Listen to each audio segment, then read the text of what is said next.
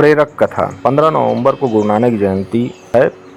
आइए उस पर एक हम प्रेरक कथा के बारे में जानते हैं कि गुरु नानक जी के द्वारा हमें क्या जीवन को जीने की सीख मिलती है। गांव के लोगों ने गुरु नानक के लिए भेजा दूध से भरा बर्तन। नानक जी ने दूध पर फूल की पत्तियां डालकर वापस भेज दिया। कार्तिक पूर्णिमा यानी 15 नवंबर को गुरु नानक जी की जयंती है। गुरु नानक जी से जुड़े कई ऐसे किस्से हैं जिनमें जीवन को सुखी और सफल बनाने की टिप्स बताई गई हैं।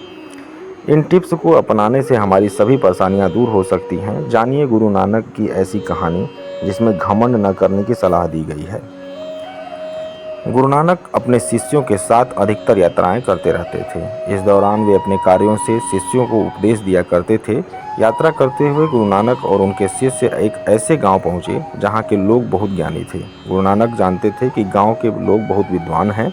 उन्होंने गांव में प्रवेश नहीं किया बल्कि गांव के बाहर ही अपना डेरा डाल दिया।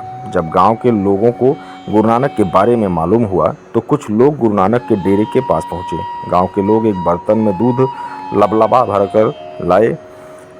गांव के लोगों ने दूध से भरा बर्तन गुरु नानक के सामने रखा। गुरु नानक ने उस दूध पर गुलाब की कुछ पत्तियां डाल दी। गांव के लोग गिलास उठाकर लौट गए। कुछ देर बाद गांव के बहुत सारे लोग गुरु नानक के पास आए और उन्हें सम्मान के साथ अपने गांव में आने का निमंत्रण दिया। यह देखकर सभी शिष्य हैरान रह गए।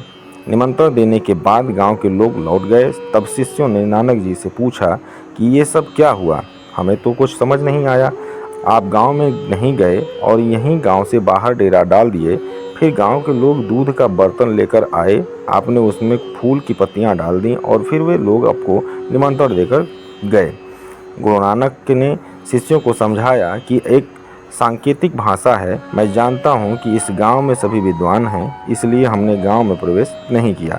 जब गांव के लोगों को हमारे बारे में सूचना मिली तो उन्होंने हमें दूध से भरा बर्तन भेजकर संदेश दिया कि गांव के सभी लोग ज्ञान से दूध के बर्तन की तरह लबालब भरे हुए हैं। अब आप हमें क्या देने आए हैं?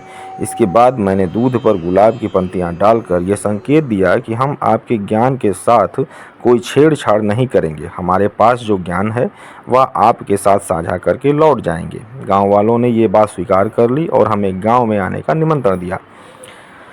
इस कहानी से हमें सीख क्या मिलती है? गुरु नानक ने समझाया कि हमें अपने ज्ञान का घमंड नहीं करना चाहिए और दूसरों का ज्ञान का सम्मान करना चाहिए। तभी जीवन में सुख शांति बनी रहती है और हर जगह हमें सम्मान मिलता है।